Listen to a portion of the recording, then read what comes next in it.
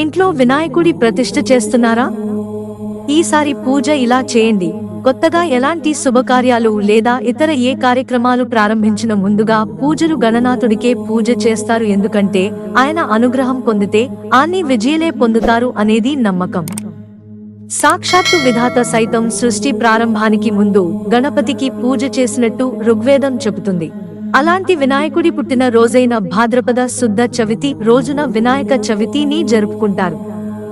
ఈ సంవత్సరం వినాయక చవితి ఆగస్టు 7న గల్లీ గల్లీలో పూజలు అందుకోనున్న సందర్భంలో ఇంట్లో కూడా వినాయకుడి ప్రతిమను ప్రతిష్ఠించి పూజలు నిర్వహణ చేస్తుంటారు.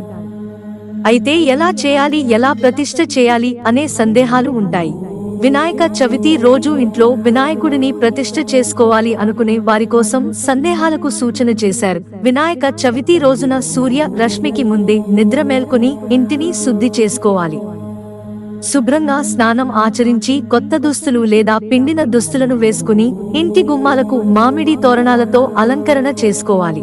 ఆ తరువాత ఇంట్లో పూజ గదిలో ఒక పీటకి పసుపు రాసి ఈశాన్యం లేదా ఉత్తర దిక్కులో పెట్టాలి.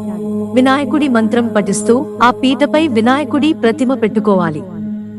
స్వామివారి చేతిలో లడ్డు, బెలగపండు, తాంబూలంలో బియ్యం, తమలపాకులు, ఒక రాగి లేదా ఇత్తడి చెంబులో నీళ్లు నింపుకుని అందులో కొబ్బరికాయను పెట్టి దానిపై జాకెట్ ముక్కను పెట్టుకుని కలశం ఏర్పాటు చేసుకోవాలి.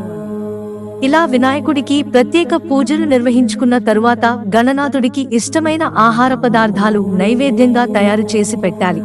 ఇలా మనం ఇంట్లో వినాయకుడిని 3 లేదా 5 లేదా 11 రోజుల వరకు పూజలు నిర్వహించుకోవాలి. వినాయకుడు ఇంట్లో ఉన్నన్ని రోజులు ఎంతో నిష్ఠతో, భక్తితో ఉపవాసం ఉంటూ పూజలు నిర్వహించాలి.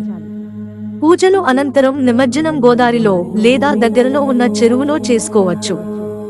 లేదంటే ఇంట్లోనే చేసుకుని ఆ మట్టిని ఇంట్లో చెట్లకి లేదా పొలాలకి ఉపయోగించడం చాలా మంచిదన్నారు.